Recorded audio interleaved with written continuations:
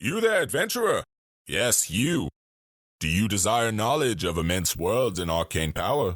A codex of untold stories and lore? Or perhaps simply easy listening for your daily commute? Then feast your eyes, or, more accurately, ears, upon Dungeonpedia. Shit's about to get nerdy in here.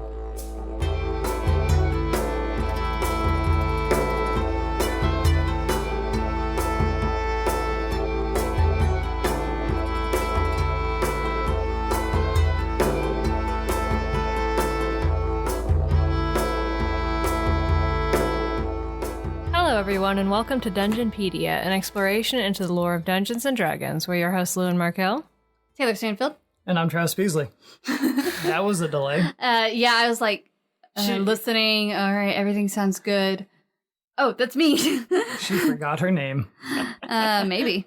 She was trying a dramatic pause. Taylor Stanfield. So, okay.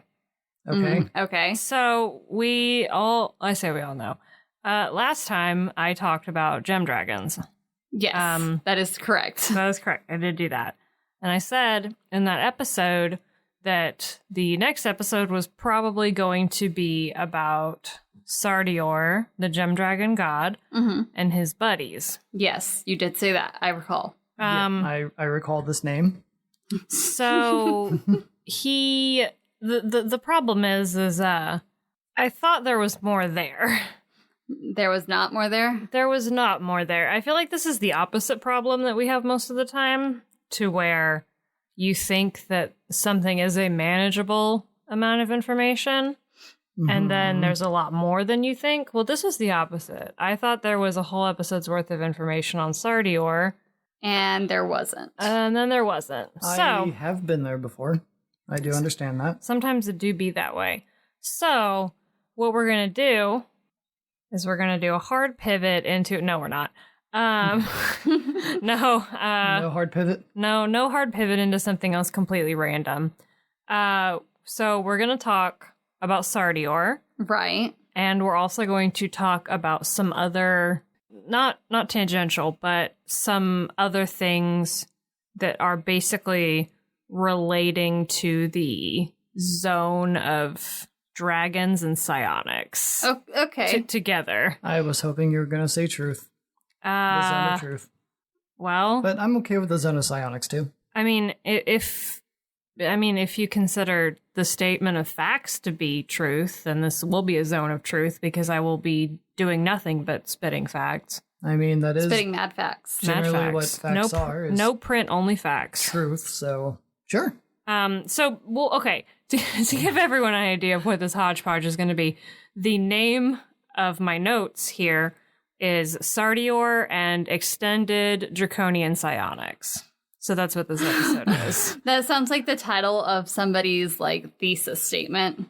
In fantasy college, I know. That's exactly it. It's a fantasy college thesis statement, and that's frightening. Well, I think the thing is with theses is that, it wouldn't just be Sardior and Extended Draconian Psionics. It would be the application of Extended Draconian Psionics in the postmodern, oh my God, Kyber giant society. You're exactly right, and I hate it. I know. Yeah. I dropped out of college, and I know I'm right. I would not have dropped out of fantasy college, though. So. I probably still would have. Yeah, I probably would have to. So, we're going to get started with what was originally supposed to be the whole... And can I just say, it's actually a crying shame, in my opinion, that there is not more about Sardior and his cohorts. Because I think they all sound very interesting, and I feel like there's a lot of missed potential. Yeah. I will be pointing out a lot.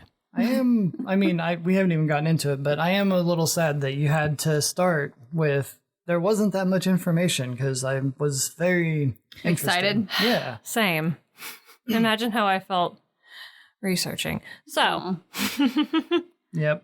So, Sardior is the god of the gem dragons, or the neutral dragons. And he was introduced alongside the 5 types that I talked about in the last episode in the article, "That's Not in the Monster Manual," from Dragon Magazine issue 37, written by Arthur W. Collins. Oh, I forgot about that. That's not in the Monster Manual. I love that. That's such a good title. It is a good title. It has the exclamation mark and everything in there too, so it's like the article itself is a quote. It's so funny. So, he also featured prominently in various articles from the series The Mind's Eye, which was a collection of articles for 3.5 focusing on psionics. Okay. Which these are all published on the Wizards of the Coast website from 2003 to 2004. Some of the Mind's Eye articles may have been outside of that time frame, but that's the time frame that all the ones I'm pulling from are from. Because there were like a ton of them, and only a few of them concerned things we're going to talk about today. One of these days I'll do a psionics episode. I mean, we're kind of like working our way towards doing psionics as we do this whole... Yeah. You know, I think I'm just going to do it one of these times. Do it. Do it. Do it. Anthony did say that they were not as scary as we originally thought. Still don't know if I believe it, but... I mean, I'm easily scared, so maybe. So, most of the information about him directly from in 3.5 is from the article The Legend of Sardior from the Mind's Eye, which is written by Scott Brocius and Mark A. Gindra, they wrote, I think, all the ones I'm going to be pulling from. So they probably wrote most of them. Right. So this information about Sardior is going to be pulling from kind of both of those, and I'll discuss differences where they exist. Okay. So Sardior in Advanced Dungeons & Dragons is a giant ruddy-colored red dragon who makes his home in a floating castle called the Ruby Palace, and it's worth noting that red is just describing his coloration. He's not a red dragon. He's the dragon who is red. Right, okay. Dragon first language, guys. I'm kidding. I don't want to get into it. Yeah. We're not going to get into that. We've gone down that path. We're not going to get into that. Yeah, no. So, and also the fact that his palace is named the Ruby Palace comes from his Blood Wars card. Nice. Which is fun. He was a Blood Wars playing card. And he moves the Ruby Palace. So, and it is high up in the atmosphere. Right. So he moves it so that it always stays in the Earth's shadow. And when sighted, it's said to resemble an unusual red star. That sounds exhausting, though, moving your palace constantly. Yeah, it really does. I mean... Like, I know he's a god, but that still just sounds so exhausting. He's extra. It sounds like it, yeah. Not like... and this isn't necessarily in the text, and he is a dragon, but he's kind of extra. So... Yeah, I mean, yeah. Fair. He's described as a stay-at-home type of god. So while all the gem dragons revere him and honor him, he typically doesn't have much involvement in their day-to-day lives. Right. Because, you know. He's a stay-at-home He's a stay-at-home. He's a stay-at-home god. That's beautiful. He's a stay-at-home dad. That all he does is just push his palace around. This guy. And... throw parties. Though he's described as ruddy in appearance, he's also described as having handsome features and being a fantastic, witty conversationalist. Oh boy. So he's very charming. Does he tell dad jokes? I hope he does. I hope so too. It's my headcanon if not. He tells dad jokes, doesn't matter. Sardior. Oh my god. Not another one. Sardadior. Sardior, because it's got the eye. I don't know. Some of the art of him, actually the art of him's not very daddy. So, in Advanced Dungeons and Dragons, he could use the shrieking breath weapon of Amethyst Dragons, which was a banshee shriek, essentially, and the dazzling cone of light of the Crystal Dragons. So he had two different breath weapons, because fuck you. He's a god. He can do it. He can do whatever the fuck he wants. Yeah. Shriek and make beautiful crystal colors that blind you and hurt you. I mean, let's just ignore that part. It's fine. They're pretty while you can see. Yes. So in 3.5, more information is given about him as well as his worship. He was conspicuously absent from the Monstrous Manual. And also everything after 3.5. Rest in peace, Sardior. Poor Sardior. Poor Sardior and poor gem dragons. He is in 3.5. He is described as having ascended to his position as a lesser deity. Mm-hmm. No context is given for that. So that bombshell. And there's nothing ever given about his origins. Of course not. Why would you do that? Why would? So it's not clear if he is an aspect. Well, and again, with the origins of Tiamat and Bahamut is also unclear, but in a Dungeons and Dragons unclear kind of way. Like, here's what some people say, here's what other people say. Okay. It's shrouded in mystery. Like, obviously, because we talked about that in the Tiamat episode. Right. That some schools of thought are that they came from Io's body when he was killed by the primordials. Some, people say that they are actually like his actual children. Yeah. There's nothing like that for Sardior. So it's unclear if he maybe is... There's nothing. There's nothing. There's literally nothing about his origins. They just left it like just blank. It's just blank page. He's a lesser god and he likes to party. Good to know. So anyway, he's here. He's here. There, I guess. He has a palace and he has a castle in the sky, and he likes to party. That's that. Castle in the sky with dragons. Nice. Dream life. So his appearance is no longer described as ruddy, instead as sinewy with deep red scales and a playful glimmer in his eyes. Okay, can I just say, stop describing your stuff as sinewy. Sinewy was a lot better imagery than sinewy. Sinewy, yeah. Well, he's a long boy. He's got a more serpentine. Right, but shape. why did you have to go with sinewy? Yeah. Stop it. You're bad. And you know it. Or like in the last one, undulate. Undulate. Undulate was the worst. Listen, this was Scott Brosius and Mark A. Ginger's words, not mine. So talk to them about it. You know what you've done. You know what you did. He has a portfolio of neutral dragons, knight, scions, and psychic warriors. Okay. And domains in knowledge, trickery, and scaly kind, which that last one is only in the Forgotten Realms, because I guess that's only a domain in the Forgotten Realms. Also worth noting, scaly kind. So like dragons, lizard folk. Yeah, I just never heard them described that way. The fact that is a domain just kind of caught me off guard. I know the modern verbiage is usually scalies, but most of them prefer scaly kind. Oh my god. I'm sorry, I'm so stupid. I'm done with you.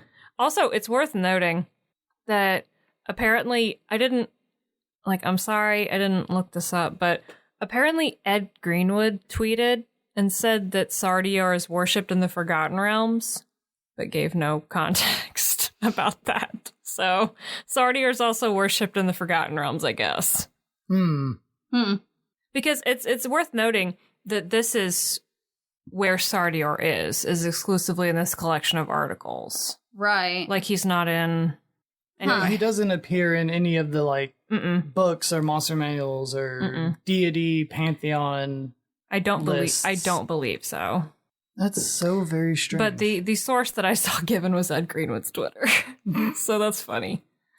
I don't know. Anytime like the source is someone's Twitter. Yeah, like public figures, which it also says something about me that I think of Ed Greenwood as a public figure.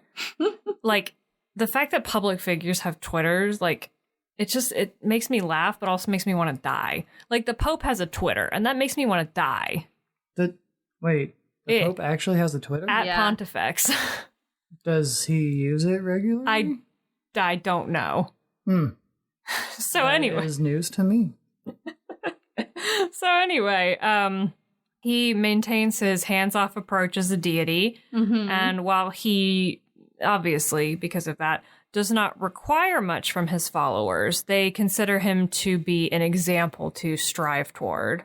So he's not a commanding type of god. He's a lead by example type of god, which I gotta say is pretty good. Yeah. Like, that's the way I think you should do it.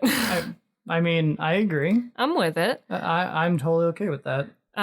His followers comprise all type of people and dragons of neutral alignment, though his temples are few and far between. They tend to be in high places with clear views of the night sky. I don't know why exactly it's so special to him, but he likes the night. Well, it's one of his portfolio. Like in his that's when portfolio. you would see his palace. True. So maybe they just chose temples to see the night sky. Yeah. Maybe. So his dogma is one that is very strongly in support of learning. I didn't write this quote down, but I believe the quote provided was, quote, "The more you know, the better off you are," end quote, which I enjoy. However, this I don't. You'll see what I mean in a second. However, he isn't into learning just for the sake of learning and knowledge. Quote, "The trick for Sardior is to get someone else to read the book, then tell him about it," end quote. Which I don't... Doesn't really vibe well with his whole knowledge thing. Which I get for that as like a personality trait of his, but... But yeah, that doesn't really mix with the knowledge aspect, like Taylor said. So I see that as like for his personality, but I don't know exactly how that gels with the rest of his dogma. But whatever. So the clergy of his temples, who embellish themselves in jewels and jewelry, of course, naturally, are considered sages on various subjects and are often set out for their knowledge, which they give for a price, which is how they fund the temple, keep it going. Right. The higher-ranking members of his temples are also popular at parties because they're great conversationalists. Oh, yeah, of course. Sardior. There's nothing else going on. Listen, Sardior loves to converse. Also, just side note real quick, I looked up the Twitter of... the confirmation. The Pope or Ed Greenwood? Ed Greenwood. The confirmation that Sardior is in the realms. It is literally a thread of 3 tweets. One was someone by the name of John Gomez tweeted him and said, "Just for completionist sake, do you know if Sardior is worshipped as a god in the realms?" Ed Greenwood responded, "Yes, I do. And yes, he is," with a winky face.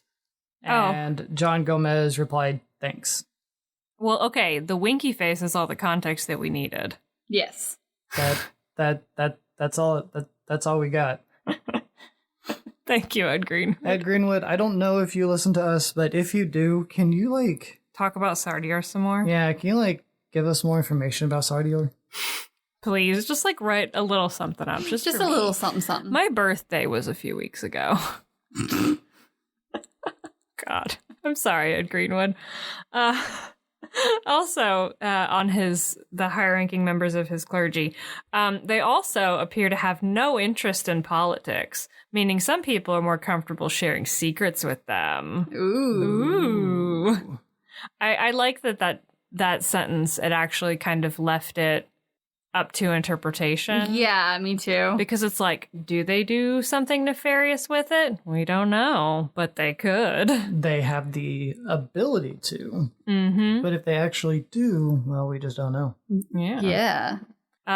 His clergy tend to be welcome everywhere, but a small subset of them, called the Ruby Disciples, train to be the martial arm of the clergy. So they're kind of the, they don't tend to come in conflict with other people very much, but it's they do have that kind of martial aspect to the church there. So in 3.5, he gets another breath weapon. Oh. He has 3. Okay, he needs to stop. But they're different. Basically, they are a line of force, a line of light, and a cone of fire, I believe. So it's just your basic force radiant fire damage. It's right. fine. Okay. So I mean, 3 breath weapons is still a lot. Yeah, that's bordering on excessive. I mean, really, I feel like 2 is bordering on excessive. Yeah, but 3 is just excessive. Tiamat's personal. just over there with her 5, like Yeah, but at least Tiamat has, the 5 heads. 5 heads. Yeah. Oh, we'll talk about dragons with more than 1 head later. Oh, boy. So here's where he really gets broken. Oh. He knows all Yeah? psionic powers, which makes sense, and can create new ones as he desires, Bitch. and has the ability to transform any gem dragon into one of his thanes. Those are his cohorts, his buddies, as I've been Jesus. referring to them. These thanes apparently represent different parts of his personality. Nothing about their personalities is ever given. Naturally. And he has a constant mental link with them unless he chooses to block it. So, Okay, there is a lot of... there's a lot going on there, eh? Yeah. And a lot of open-ended questions, but okay. Yeah, so now we're going to talk about his thanes. Okay. Okay, so just go into the Thanes because that's all we got on him. Yes. Well, kind of. That's the Right. core information about Sardior. Right. So, the thanes each is a type of dragon that we talked about last time. So, all of the thanes are advanced dragons, which is the highest age category. Mm-hmm. They have advanced psionic powers, naturally. Yeah. These are course. traits common to all of them. Advanced psionic powers, blind sight of, I believe, up to 420 feet, which is nice. Damn. Frightful presences, and the ability to pass freely between the prime and the inner planes. I mean, okay. Why not? The last 2, okay, I can kind of see. I mean, they're Thanes of this dragon Of this god, yeah. They're like Bahamut's exarchs, Still just like a little out there, but all right. We'll let that slip through the planes. You'll Nice. Thank nice, okay. You'll accept it. And these guys are all, I believe, CR 27, 28, or 29. So they're big boys They're and girls. the big boys. you. Ouch. The big boys and girls. So the first I'm going to talk about is Hrodel. Hrodel is a female crystal dragon with a primary psionic discipline of telepathy, which is the same as other crystal dragons. Theirs Yeah. is the same. That's all about her. Oh, well, that was quick. Yeah. Cool. Good job, everyone. Yay, we did it. Job done. So next we have Smargad, who is a male emerald dragon with a primary psionic discipline of clairsentience. I was trying to find something about their names to see if maybe that gave something about their personality.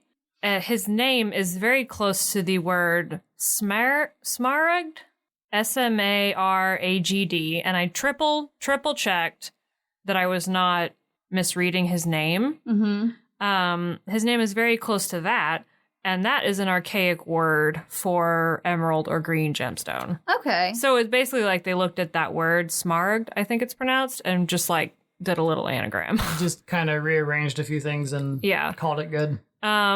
So next we have Charisma, that was where I got the idea that maybe their name, like the key to something about their personality was in their names.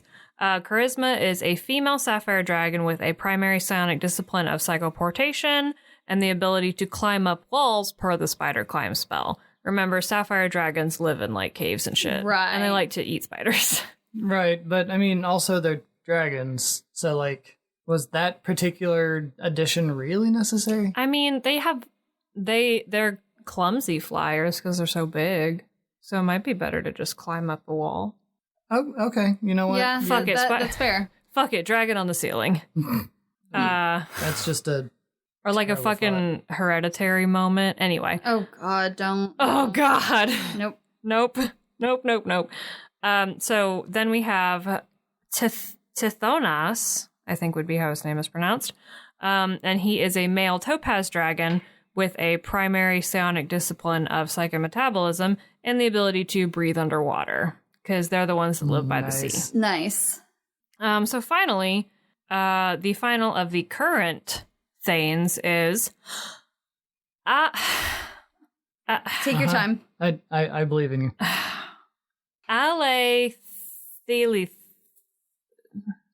Alethelithos. Okay. Oh, no. Mm-hmm. Oh, yes. Yep. He is a male amethyst dragon. His main psionic discipline is that of psychokinesis. In addition to that, he can use the abilities amethyst telekinesis, which these are available to amethyst dragons of that very advanced age category, like I was talking about. But I realized I didn't talk about them last time. He can use the ability amethyst telekinesis. Once per day, he can lift a creature up to 10 tons and hurl it to inflict up to 25d6 for the largest age category. So that's a lot of 10 tons is a lot. Yeah, you don't say. Yeah, now I'm just gonna have to convert this because I just need to know. 20,000 pounds, I believe. I don't know how to spell. About, yeah. And that would be what? Like 12,000 kilograms? I don't know how to do kilograms. I'm sorry to our people who don't use the imperial system. We're dumb Americans. And explosive gem, which is the exploding shrapnel, purple lozenge, not cough drop, that was the breath weapon for amethyst dragons from Advanced Dungeons of the Dragon 2nd edition.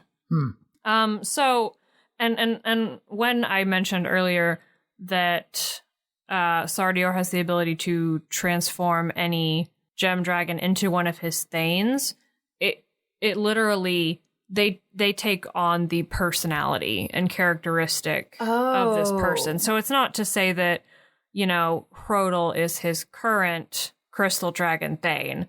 Like that Hrodel has always been the crystal dragon thane and will always be, because Sardior literally basically transforms them in body and soul to another person, which is crazy. Yeah.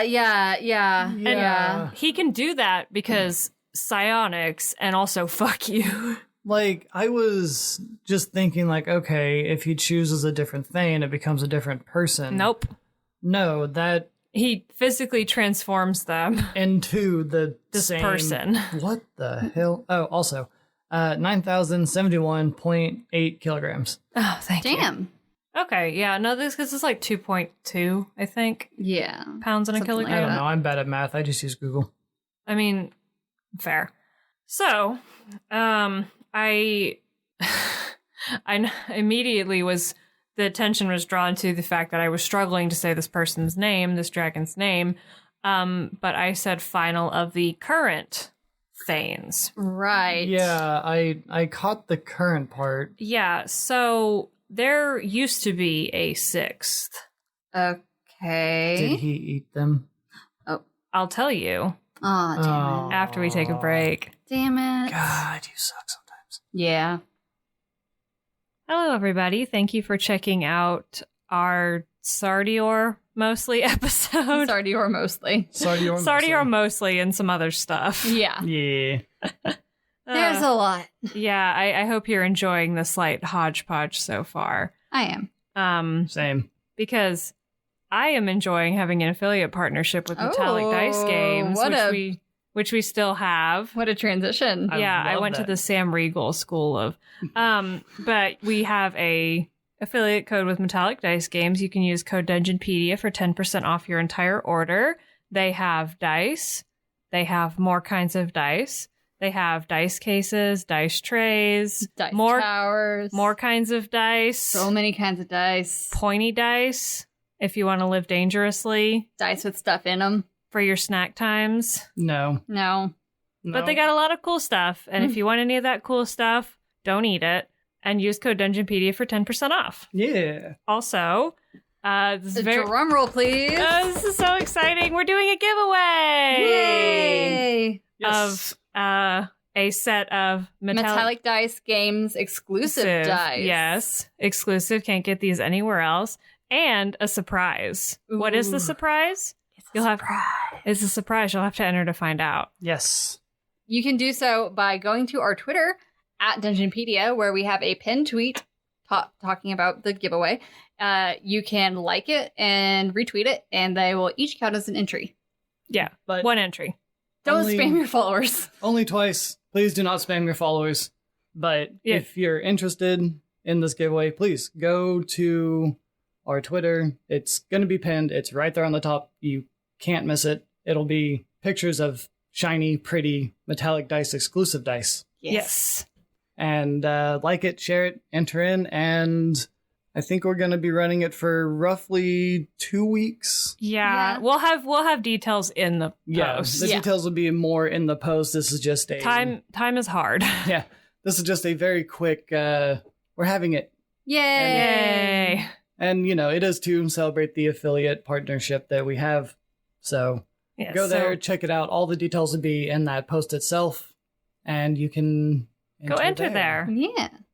But, of course, we do still have our Patreon if you'd like to support us more directly. It's just Dungeonpedia. You can search it and find it. It'll be there. Always has been. Well, not always. With our weird can't find us through a search issue we had. Oh, God. Remember several months back. Yeah. But go to the Patreon if you want to and support us there. We would appreciate it. Still working on getting all of our sessions together. We had a big old rush on our actual play podcast, Projectile Dysfunction, but it is still coming. I promise that it has not changed. The reason I have not given a date yet is because I don't want to be wrong about it. Yep. On top of all that and everything else that's going on, our work lives are just a little hectic as well as we're transitioning through various phases of dealing with the pandemic, but we're getting there. We appreciate your patience. I appreciate you guys so much. Yes. Yeah. But you can go and follow us on our Twitter and Instagram, which is at Dungeonpedia, which now is the best time to do so if you haven't followed us, because, we have the giveaway. Yeah. Or if you haven't just checked out our Twitter in general, go there, and even if you don't follow us really, you can like it and retweet it, and you're still entered, so. Yeah. There you go. But you can follow us there for other various bits of information and random thoughts and what have you. As well as our Instagram. You can also email us at dungeonpedia.podcast@gmail.com if you have any suggestions for topics or questions or want to talk. You know. It's all good. Yeah, just email us and we'll see it. If you want to explain psionics to me. You can subscribe to us wherever you can subscribe to any podcast, because that's how podcasts work. So on any app of your choice, and you will get notifications of new episodes whenever they go live. On some apps, they also allow you to rate and review us, which we would so appreciate so much. And the thing we appreciate the most is, of course, spreading the word. Yes. Tell your friends. Tell your family. Llewyn is looking at our giveaway dice right now. They're really pretty. They are. I'm shining my phone pretty. flash on them. Tell your friends and family about our giveaway dice. Maybe they'll want to listen to our podcast now. Yeah. And big ol' thank you to Alexander Nakarada for our theme song. Blacksmith continues to be our intro and outro and is just fantastic. I can hear it in my head. Yes. Hear those pipes going. With that, back to the podcast. Yes, more Sardiors. Sardior. Okay. Mm-hmm. You can't just do that to us. Okay. Well, hold on. Oh my god. Okay. So, there is somebody that I have to introduce into this picture. His name is Blithen Paxson to Dravos. Yes. Mm-hmm. So we're just going to shorten that Paxton to Dravos. I did it. Good job. I'm proud of you. I didn't practice that. I'm not going to even attempt it, but now referred to only as Blithen. They knew. They knew Blithen. They knew that was something, and they looked at that and they're like, okay, even we have trouble pronouncing that. They were like, we need to give them something they can actually say. Yeah. So Blithen was a 3-headed gem dragon, and this abnormality is what drew Sardior to him initially, and he brought Blithen to his court, where he began to act as a keeper of knowledge for Sardior. So he was a very powerful dragon in his own right. Eventually, Sardior confided in Blithen that he wanted to create a Thane to represent each type of gem dragon, and also all the things that would mean about, the mind link and all that stuff. And Blithen, I guess, it didn't explicitly state the reason why he wanted Sardior to more or less only rely on him. Maybe he was jealous. Right. Maybe he was power hungry. It did not say, but more or less he didn't think this was a good idea, and he basically wanted Sardior to turn back to him. And to achieve this, Blithen corrupted one of the Thanes through unknown means, in basically the hopes that this dragon would fail and cause Sardior to scrap that idea, and then go back to relying on Blithen. Right, but obviously that didn't quite work the way he had planned. No, it backfired. Because while Sardior destroyed this Thane, he discovered Blithen's deception and banished him. So Blithen kind of got depressed, and he languished around the astral plane for a while. Like you do. As you do when you get depressed. And then eventually was reawakened by a surge of energy from Sardior poking around the demiplane of ectoplasm. What? The what now? The demiplane of ectoplasm. What? What? Okay. Yeah, I'll tell you. Yeah, okay. I'll tell you about that in a minute. Okay. So now he has teamed up with this other powerful scion to try to figure out what's going on. And I guess he's plotting something now. Because, Of course he is. does that surprise you? That's how dragons do be. That do be that way. So in his time as a keeper of knowledge at Sardior's side, he developed a special psionic power called Blithen's Calling, which Sardior would later repurpose to Sardior's Calling. Right. This allowed the user to teleport a gem dragon to their side in exchange for compensation. So you literally summon them and then pay them. If the user knew the name of a specific dragon, they could call it, and that dragon would be summoned. But otherwise, it literally pulled a random gem dragon. And the type is dependent on a roll against a table. So the dragon could be one of the 3 types of Blithen's heads: crystal, emerald, or obsidian. Obsidian? Obsidian. Ooh. Okay, I like that.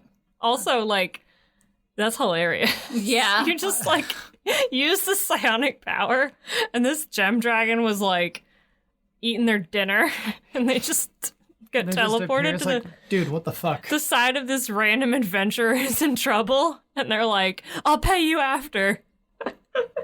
Then they just waste their enemies, and they're like, "Okay, listen, I was really in the middle of something important. So this is gonna cost you a lot of money. Pay me and send me back." Wait, it made no mention of being able to send the dragon back. Oh no. I believe they are. I believe they might be teleported. Oh man, I hope so. I hope. If not, then that's even more of a dick move. I think that's how it works. I hope so. I think that's how it works. Oh my. Oh, that would be even worse. I'd be so mad. Oh yeah. Was called upon by adventurer friends 45 minutes earlier than expected. Was a bit inconvenient as I was balls deep in the wife at the time. I know exactly what meme you're referencing. You knew exactly where I was going to. Oh my god. Man. So, ectoplasm. Ectoplasm. Following that. Yeah, we're going to talk about gooey stuff now. I just want you guys to know that the name of this subsection is ectoplasm and stuff. Beautiful. I love it. Ectoplasm and stuff. So the demiplane of ectoplasm is a dome-shaped pocket dimension within the astral plane. So there's dead people and goo. Good. Beautiful. It's separated into 3 sections. So the most central section is a jagged mountainous region with an active volcano in the center that is constantly ravaged by earthquakes, severe storms, yada yada. It's also worth noting that everything in the demiplane of ectoplasm is made of either ectoplasm or minerals. There's no, It's not like trees and there's no real Life. living matter there. So like you can't eat anything on the plane of ectoplasm because it's not made out of. So what is even the point to the plane of ectoplasm? You'll see. Okay. So the second ring is a relatively stable forested area with fake trees. Mm-hmm. And the outermost part is an ectoplasmic swamp with similar extreme storms to the central part. Just imagine that. An ectoplasmic swamp. That sounds awful. But See, kind of cool, though. at the same time, I kind of want to touch it.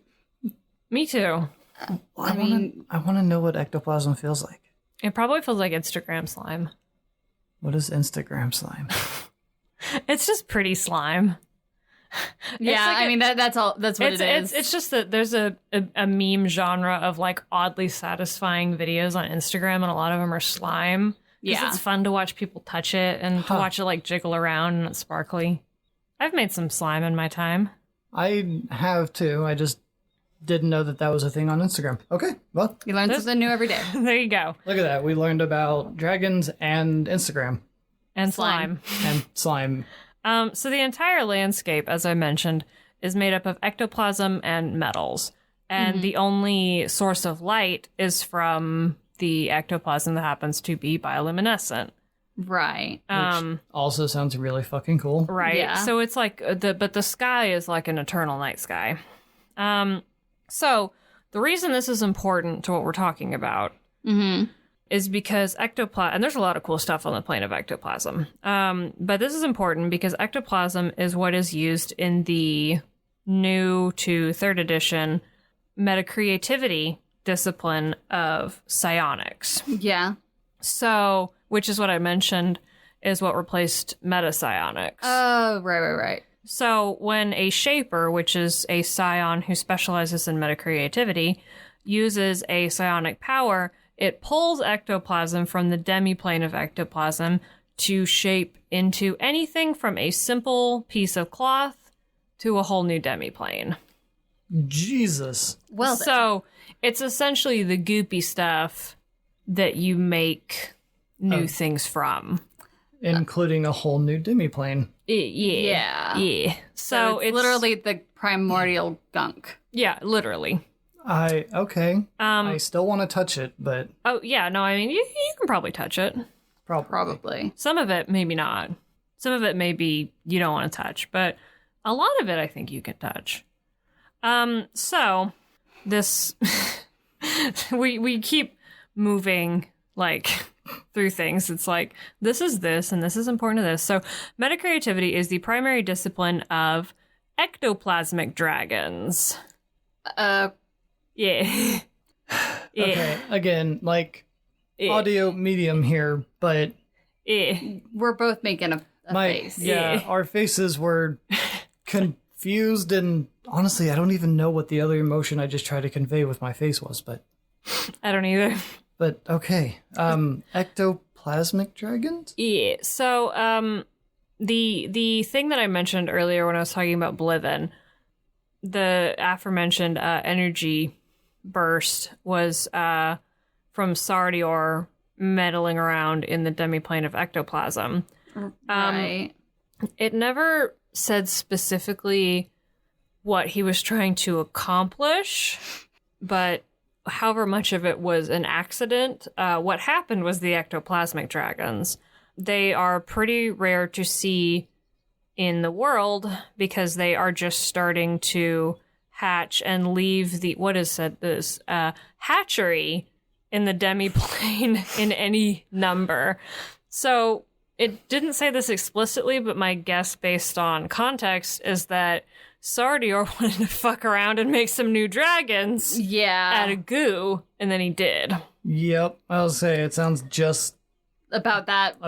Yeah. He was like, ectoplasm, we'll see if we can make dragons. And it worked. And then he did. And he made ectoplasmic dragons.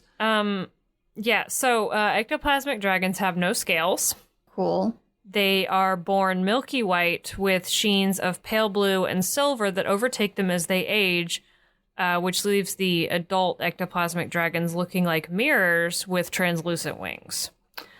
That's badass. There is no art of them that I could find. No! Which is fucking criminal, can I just say. And there's also no art of the Thanes. That is criminal. And there's so little about them. And that's probably why that there's no art for them, which I'm not giving is like, the greatest excuse. It's just like, come on, guys. Yeah, it's fucking criminal. This is such a cool idea. It'll be okay. Yeah. So, once ectoplasmic dragons leave their nest, they tend to settle elsewhere in the astral plane or in the prime. They have a breath weapon of white fire, which is a blob of raw ectoplasm that explodes on contact. Right? Not about that. They also can activate a white fire aura, which is giving me flashbacks to 4th edition, or flash forwards, I guess. Where basically they coat themselves in an ectoplasm that damages attackers that make contact. Okay. So it's very much, Yeah. it was what it says on the tin. It's an aura. Ectoplasmic dragons are described as erratic, which is in line with their always chaotic neutral alignment. So even though they're not gem dragons, they do fall in line with that pattern of being neutral in their association with Sardior. An encounter can go a number of ways depending on the dragon's mood, from a lively conversation to the party being attacked simply, quote, because someone was wearing pink, end quote. So ectoplasmic dragons are temperamental little bitches? They're certainly something. Yeah. They wouldn't like mean girls. Only on Wednesdays, though.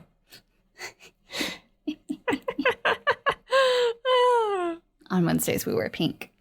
Okay. I've seen Mean Girls, but it has been so long. I thought you haven't seen Mean Girls. No, I've seen it. It's been A long time. 10 fucking years or some shit. It's been a long time. So I remember nothing about it other than the clips I've seen on... The memes. The memes. So ectoplasmic dragons are fun. Yeah, no, I mean, definitely that. Mm-hmm. And also definitely one that I feel is in line with the original. That's not in the monster manual spirit. Yeah. Because they don't even look like a lot of other dragons. So if you saw one of those in the prime material plane, you would be like, what the fuck? And then it would open its mouth. Is that? And then it would open its mouth and spit ectoplasm at you and be like, that's not in the monster manual. Just like freeze frame, like, wait. That's not in the monster manual. I bet you're wondering how I ended up in this situation. Legitimately, yes. I would very much be wondering how the fuck someone ended up in that situation. So, metacreativity is also the main discipline of the obsidian dragons. Ooh. So, the final of Sardior's Thanes was Cerides, a female obsidian dragon. Okay. Obsidian dragons, including Cerides, have a fire affinity, so they are either completely immune or resistant to fire damage and weak to cold damage. Her breath weapon was a cone of fire, which I gotta say, good on her. Very simple. Yeah. Very classic. Yeah. Not weird. Falling in line, it's not like she's shooting out like shards of obsidian glass or something. Nothing, and not broken. Just most importantly, not broken. Not broken. not disintegrates people. And her high-level metacreative abilities allowed her to create whole demiplanes, as I mentioned earlier, or store her consciousness in a gemstone. Hell yeah. That's just a phylactery. Right? Yeah, that's kind of just a phylactery. Well, okay. I mean, not exactly. Because phylacteries just hold like a life essence. Oh yeah, true. Not a consciousness. This is her literal consciousness inside this gemstone. This is like what's it called? I don't know. Magic jar. Oh, yeah. This is like a high level, a very high advanced magic jar situation. So she just possesses the ability to do that? Yeah, I guess. Okay. Still pretty cool. Yeah. Also, by the way, the ability to create a demiplane is called Genesis, Nice. which is Hell yeah. a name for it. So she was destroyed by Sardior. She was the one who was destroyed. After being corrupted by Llewyn. So interestingly, earlier articles such as the Legend of Sardior that I mentioned earlier claimed that this was for unknown reasons. And later in Blithen's, it claims that he corrupted her, again through unknown means. so they kind of gave a reason, Yeah. Yeah, sort of. but they didn't. I feel like there could have been like a story there. There could have been- Because all I can think is like, God, I want to know the story about exactly. I feel like there could have been a really cool, kind of like the story of what was Lolth's original name? Arashni. Arashni. Yeah, like I feel like that could have been a story. It would have given me big vibes of like Arashni and Corellin and everybody. Yeah, but they were just kind of like, Eh. I wonder if they just like dropped a lot of it because they were like, these aren't gonna gain that much popularity, and they just kind of like stopped. And I mean, I don't know why they wrote like 57 of them then. If they were gonna do that, I don't know. like, I mean, Things don't make and sense. there was a lot of cool stuff in these articles, and I'm sure there's a lot more specifically about psionics that don't have to do with dragons. That Well, yeah. I did not read, but at the same time, it feels like I have found a lot of areas in these that contain a lot of missed opportunities. Yeah. Yeah, I get that. We've And- stumbled upon that quite a bit. Yeah, and I know like not everyone would be as interested in the, court drama and intrigue of a dragon god story as me, but like some people would. I mean, It's Dungeons and Dragons. yeah, and our whole viewer base is People who would People enjoy who- court drama Yeah. of dragons. Yeah, not even gonna front on that one. Yeah, and it really, man, and it really does bother me that nothing is given about any of their personalities. Yeah. And especially in the case of the one who really sticks out, which is Sardior, because she's the one that had that was involved in that conflict with Sardior. Yeah. That there's nothing about her personality. Yeah, Like, that bothers me too. That bugs me. So after Sardior was destroyed by Sardior, the other obsidian dragons were either banished from Sardior's court or withdrew themselves, depending on which article you read. Some of them are the kind of thing where one claims one thing and the other claims another, and then some of them are like, it's unclear which one of these actually happened. Right. I mean, it could be either. I could see them getting really pissed off and leaving because their god killed their Thane. Yeah. Or Right. I could see Sardior just kind of just coming down on the obsidian dragons for No particular reason.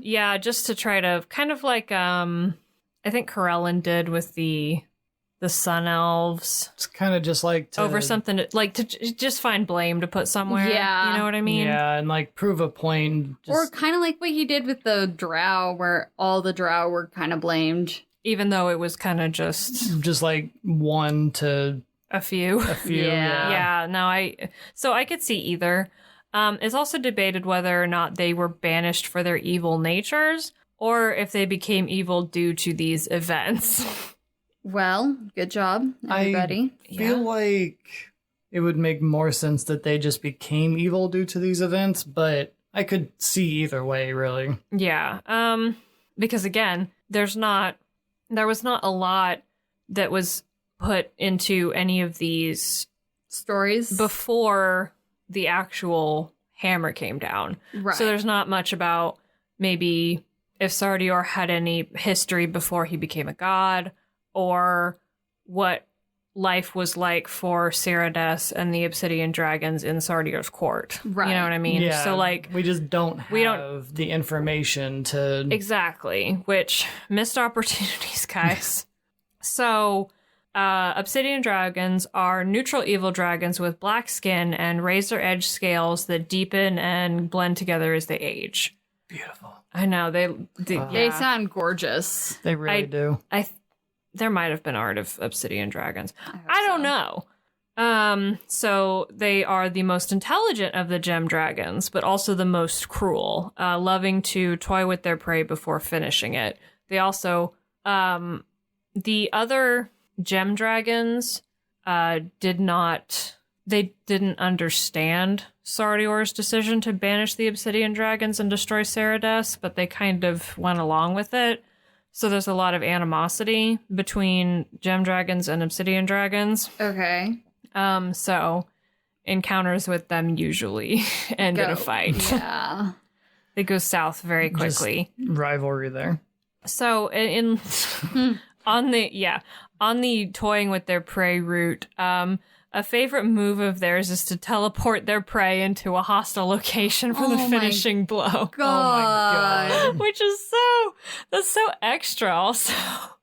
That's such a dick move. Because of course, remember, these dragons also have psionic powers. Right. Yeah. They can just teleport you into another dimension.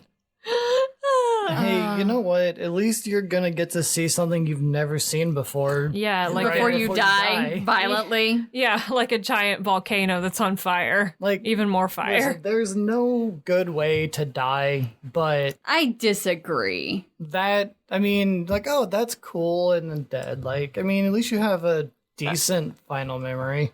I said decent. Do you though? I mean, also, I don't know how long it takes to burn to death. Depends on the heat of the fire. Depends on where you are, I suppose. All right, you two. So like Sardior, they have a breath weapon of fire and a weakness to cold.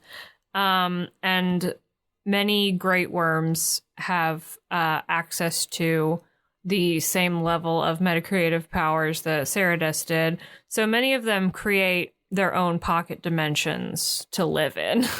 That's cool. Which is Hell fucking awesome. Yes. Just, don't like your apartment? Take some ectoplasm, make a new one. God, I wish I could make my own pocket dimension.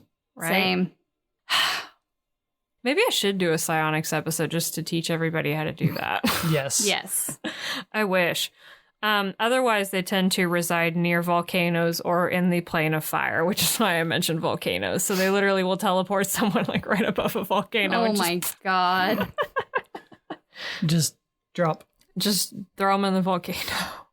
And in that case, it would be pretty much instantaneous death. Yeah, that's good. I could be. Oh, I wouldn't like falling like that though, because I'm afraid of heights. Just teleport me so I'm like already in the lava. The falling part would suck. Yeah. But like the death would be damn near instantaneous. I will tell because you. lava. It would be better than dehydrating to death. Yeah. Like the fucking topaz dragons. Yeah, what the fuck, Topaz Dragons? Yeah, Y'all need to calm down. What was up with that Advanced Dungeons and Dragons 2nd edition topaz dragons? I'm gonna fucking dehydrate you like a piece of human beef jerky. Yeah, human jerky. Delicious. Yep. So that's extended draconian psionics or draconic psionics. Draconic. Oh, wait, no. That just sounds like I'm saying, never mind. Don't worry about it. Oh, okay. Okay then. I won't worry about it. Yeah, so I'm sorry this one's been a little shorter. It's okay. Because by the time that I had researched enough about Sardior and realized that this was not necessarily going to be able to comprise a full episode, like I didn't want to leave it alone because I wanted to talk about some of the things that I thought were cool about all that stuff. And there's also some other things to do with Sardior. Like he has these golems that he made to guard his palace that are just statues of ruby dragons that operate like golems from Jewish folklore, where they like follow, which I don't know a lot about golems from Jewish folklore, but where they basically follow instructions to a T and they take it very literally. Oh my God, But they're yes. essentially animated statues of Sardior, which is crazy. That is pretty awesome. And there was also this evil variety of psionic drake that was created in the plane of ectoplasm by the negative energy that was released when Sardior destroyed Sardior.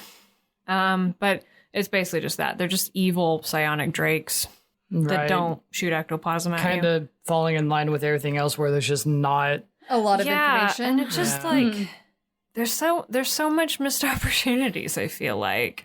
I feel like, and I know that by the time psionics was in 3rd edition and 3.5, a lot of it had essentially been adapted in a way that just made it feel like a slightly different type of magic. Right. And I know that they have had trouble integrating it into later editions, but I feel like it's such a shame that there's this really cool character with this cool kind of dogma and religion and these thanes and stuff surrounding him that was presented that I think would have been very cool if it was elevated all the way with Tiamat and Bahamut. Yeah. Yeah. And then it just wasn't. Yeah. Yeah, it just didn't get elevated to Anything. the Yeah. proper position where it should have, honestly. Yeah, because I feel like it, like, I get it, Yeah. but at the same, like, I get, like, Tiamat and Bahamut are iconic, but I do think that they could have had this neutral. It Come would have been to- an interesting triad. Yeah, and where did he come from? Like, you know, We don't know. Tiamat was That's the problem. was the one half of Io, and you know, Bahamut was the other half. Was Sardior like his Like just a random scale or His butt or something? I was going to say the elemental chaos. Oh yeah, that too. But like, But like, I don't elemental know. chaos, wouldn't they be chaotic rather than neutral? Oh, right. Well, yeah, maybe. it's fine. Yeah. The I elemental, forgot that not all neutral things are chaotic. the elemental neutral. The Oh yeah. elemental Also, I neutral. didn't mention this earlier. Sardior's alignment is true neutral, I mean, which I mean makes sense. Yeah. But Yeah. I didn't mention it. I just kind of assumed so. But yeah, it just I hate to be so like persistently negative on something that isn't 4th edition, but I just do feel like there was a lot of missed opportunities here, and it makes me sad. Who wants sorry. Who wants to come join my cult of Sardior? I will. In this case, I don't think it's so much as like negativity. It's just frustration opportunities. and sadness that there's not more information. Yeah. Yeah. I definitely get that too. Anyway, I'm starting a cult of Sardior. Meet me on Zoom at 4 a.m. because that's when I'm awake. So that is when we are awake. Yeah, and that is the optimum time To worship Sardior? because he has a portfolio of night. So meet me on Zoom at 4 a.m. Make sure you have your rubies on your altar, and we'll just talk about stuff because that's what they do apparently. They just So anyway. talk. Well, That's their thing, is conversation. thank you everyone so much for listening. Yeah. I really enjoyed it. Even though it was not as much information as we were hoping. Yeah. But that's not from lack of research, that's lack of material. It happened. Bring back Sardior. Bring back psionics.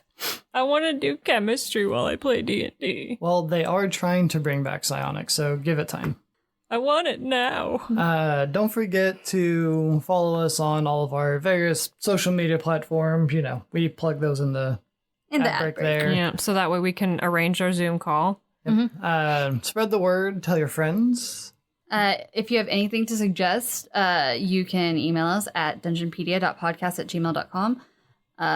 We are probably going to do psionics at some point here soon. Yeah. I'm not doing it. I have too much on my plate right now. Nope, that's Llewyn. You've already got this far into psionics. It's all you. Okay. It's all you, buddy. But either way, thank you once again for listening, and we will catch you next week with something exciting here on Dungeonpedia. Man, can I just say, I'm sad that the obsidian dragons wound up being the bad ones. I'm just sad. I mean, does that surprise you? No, well, no, but So think about how our narratives view light and dark and night and stuff. Of course. boo. It's played.